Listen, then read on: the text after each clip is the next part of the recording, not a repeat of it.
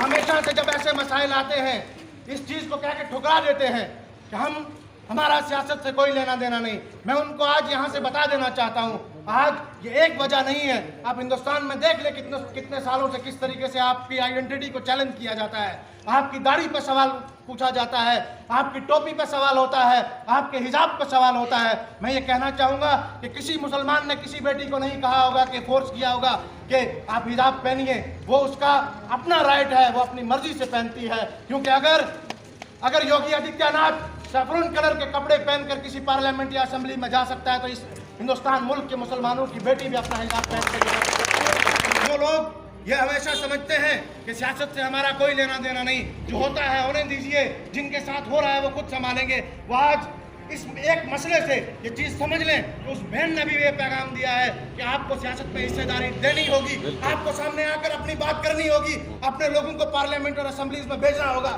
جو آپ کے حجاب پر کل اگر کوئی انگلی اٹھائے وہاں پر کھڑے ہو کے آپ کے حقوق کی بات کر سکیں، وہاں پر کھڑے ہو کر کسی حکومت کی آنکھوں میں آنکھیں ڈال کے کہہ سکیں کہ نہیں یہ ہمارے بچوں کا حقوق ہے، ہمارے بچوں کو تعلیم دیجیے گا۔ اگر آپ یہ نہیں کریں گے، اپنے آپ کو اس چیز سے کنارہ کشی کر لیں گے تو یقین رکھیے کہ آپ تعلیم میں بھی اور سیاست میں بھی کہیں پیچھے چھوٹ جائیں گے۔ اور ان لوگوں کا جو ایجنڈا ہے، جو ہمیشہ سے ہندوستان کی سیاست میں جو بہت سارے لوگ یہ چیز کہتے ہیں کہ یہ دیش میں سب سے بڑی پریشانی یہ نہیں ہے کہ جاہل لوگ آج حکومت کر رہے ہیں، لیکن پریشانی یہ ہے کہ پڑھا لکھا جو طبقہ ہے وہ کہیں خاموش ہو کے بیٹھا ہے۔ کہ آپ اس چمن میں ہیں، آپ اس مولانا ابوالکلام آزاد کے اس نام کے اس چمن میں ہے کہ جس مولانا ابوالکلام آزاد نے آج سے 70 سال پہلے جب اس ہندوستان کے ملک کی پارٹیشن ہو رہی تھی، اس وقت جامع مسجد کی سیڑھیوں پر کھڑے ہو کر جو پیغام آپ کے نام دیا تھا، آپ کو اس پیغام کی رہبری کرنی ہے۔ آپ کو مولانا ابوالکلام آزاد کی قوم و ملت کی ان بچیوں کی آج رہبری کرنی ہے، ان کے تحفظ، ان کی حفاظت کے لیے آپ کو کھڑا ہونا ہے۔ لیکن ایک بات یاد رکھیں، میں آج اس منچ سے حکومت ہند کو بھی یہ پیغام دینا چاہتا ہوں، آپ جس طریقے کی کانسپریسی چاہیں آپ کر لیجئے گا، لیکن ایک بات یاد رکھیے گا، جب ہمارے right to freedom of choice پہ بات آئے گی، جب آپ ہمارے right to freedom of religion کی بات آپ اس پہ انگلی اٹھائیں گے، ہم اسی طریقے سے آئین ہند کے دائرے میں رہ کر اپنی آواز کو بلند کریں گے۔ آج ہم یہاں پر جو جمع ہوئے ایک ساتھ جو آئے ہیں، یہ ہمارے اتحاد کی نشانی ہے۔ اور یہ اتحاد کس لیے ہے؟ سوال یہ ہے، یہ اتحاد کسی مذہب کے بچاؤ کے لیے نہیں ہے، یہ اتحاد ہے بچاؤ انسانیت۔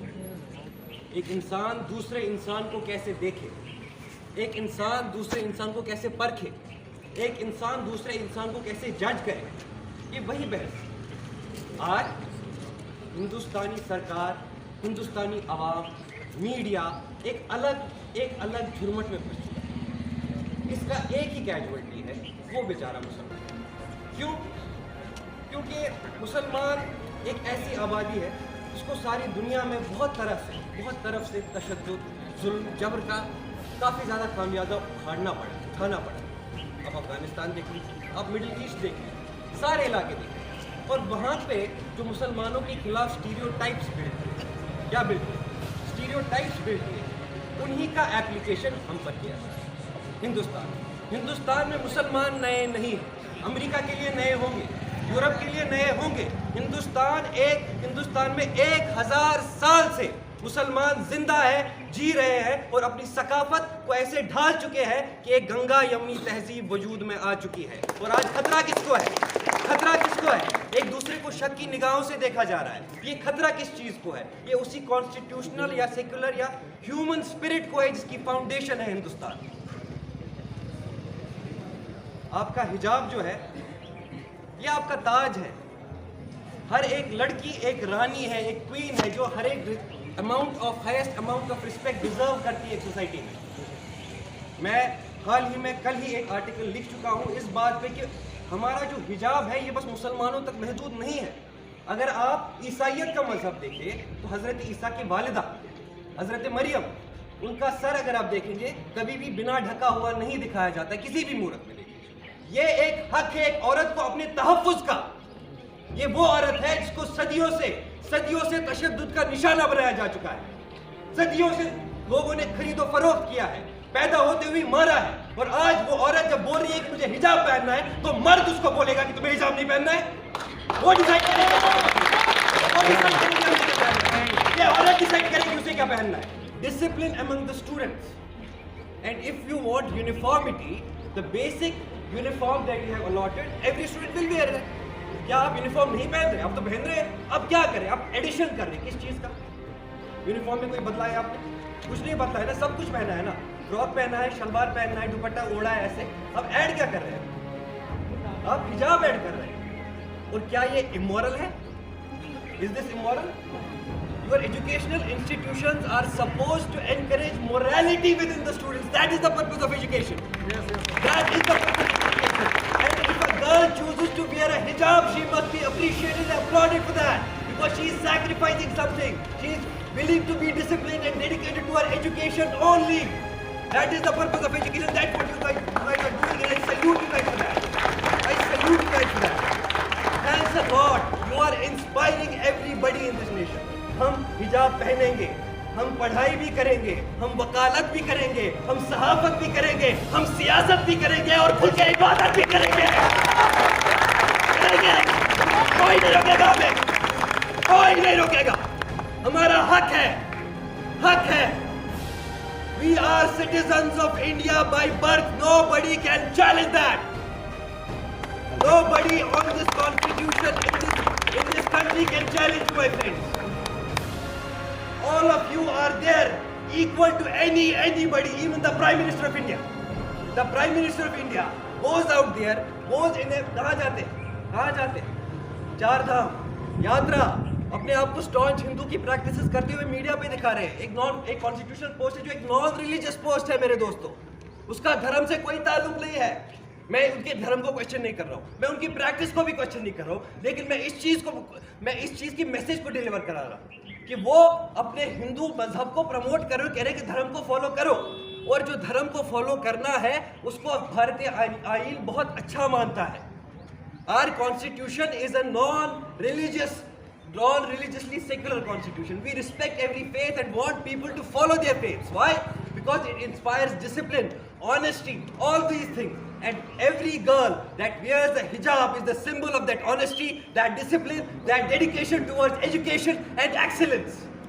آپ کو کوئی بھی حق نہیں ہے, کوئی بھی حق نہیں ہے. اگر آپ بچیوں کو امپاور کرنا چاہتے ہیں تو اسکالرشپ دیجیے نا, پڑھائیے نا. آپ تمام بہنوں کو اور ہمارے بھائیوں کا بھی میں تہہ دل سے سلام پیش کرنا چاہتا ہوں, کیونکہ آپ لوگوں نے یہ پھر سے ثابت کیا ہے کہ مولانا آزاد نیشنل یونیورسٹی یہ ایسی یونیورسٹی ہے جب کبھی بھی, جہاں کبھی بھی مظلوموں پہ ظلم ڈھایا گیا ہے یا ہندوستان کی آئین کو ٹھیس پہنچانے کی کوشش کی گئی ہے یا سالمیت کو ٹھیس پہنچانے کی کوشش کی گئی ہے, ہم پہلے صف میں کھڑے رہیں گے اور ہندوستان کی حفاظت کریں گے. کہ ہندوستان کے اندر پچھلے ہزاروں سال سے یہاں پر نماز ادا کی جا رہی ہے, حجاب پہنا جا رہا ہے. اور آپ لوگ یہ بھی جانتے ہیں کہ کرناٹک کے اندر آج میری بہن کا مسکان جو وہ اللہ اکبر کا نعرہ لگا رہی تھی, ان کا میں انٹرویو سن رہا تھا. انہوں نے یہ بیان کیا ہے کہ وہ BCom سیکنڈ ایئر میں ہیں اور وہ بتاتی ہیں کہ وہ جب کالج کے پرمیسز میں آتی ہیں تو برقعے کے ساتھ آتی ہے اور کلاس میں جانے کے بعد وہ اپنے حجاب میں آ جاتی ہے. تو وہ 2 سال تک حجاب پہنتی آ رہی ہے, تب تک کسی کو پرابلم نہیں رہا. مگر اب اس وجہ سے پرابلم ہو رہا ہے کیونکہ چناؤ جو سامنے ہے یوپی کا وہ ہار رہے ہیں. ان کو کسان, دلت, مسلمان اور آدیواسی ان کو جو ہے ہرا رہے ہیں اور ان کو تختے سے ہٹا رہے ہیں. اس لیے جو کینیڈا ایک لیب مانا جاتا ہے وہاں ہندوتوا اور RSS کے لیے, وہ لیب کے اندر ٹیسٹ کر رہے ہیں اور پورے ہندوستان کے اندر آج جو ہے اس کو اسپریڈ کرنے کی کوشش کر رہے ہیں. ابھی ایک بیان آیا ہے مدھیہ پردیش کے ایجوکیشن منسٹر کا کہ وہ ایک ایسا کوڈ لائیں گے, یونیفارم کوڈ لائیں گے جس کے اندر ہر ایجوکیشن انسٹیٹیوشن میں ایک یونیفارمٹی رہیں گی اور حجاب کے اوپر پابندی ہوگی, جو کہ ہمارے اور آپ کے جو کانسٹیٹیوشن ہے, ہندوستان کا کانسٹیٹیوشن ہے, اس کی پوری جو ہے اس کی خلاف ورزی ہو رہی ہے, اس کا وائلیشن ہو رہا ہے. یہ لوگ نماز کے اوپر کبھی ٹارگیٹ کرتے ہیں, تو کبھی یہ داڑھی پہ ٹارگیٹ کرتے ہیں, تو کبھی ہمارے اذان کے اوپر ٹارگیٹ کرتے ہیں. اب ان لوگوں نے ہماری بہنوں کے اوپر آواز اٹھائی ہے اور آپ لوگ یہ دیکھتے ہیں, ابھی نیازی بھائی نے بھی یہ بات بیان کی ہے کہ آپ لوگ یہ مت سمجھیے کہ ہندوستان کے اندر سارے کی ساری 80% یا دیگر نان مسلم کمیونٹی ہمارے خلاف میں نہیں ہے. یہ غلط ہے, کیونکہ آپ لوگ دیکھے ہوں گے جو ویڈیوز آ رہے ہیں جس کے اندر ہمارے دلت بھائی, हमारे आदिवासी भाई, हमारे वो हिंदू भाई जो कॉन्स्टिट्यूशन के ऊपर, B.R. अम्बेडकर के ऊपर, गांधी के ऊपर जो बिलीव रखते हैं, ट्रस्ट करते हैं, वो लोगों ने हमारी हिजाबी बहनों का साथ दिया है। आप जानते हैं इस हिंदुस्तान के अंदर जब कभी भी इस तरीके से हिंदुस्तान का सालिमियत को ठेस पहुंचाने की कोशिश कर रहे थे, उस वक्त सारी कम्युनिटीज एक तरफ होकर जो हिंदुस्तान के लिए अपनी आवाज़ बुलंद की है।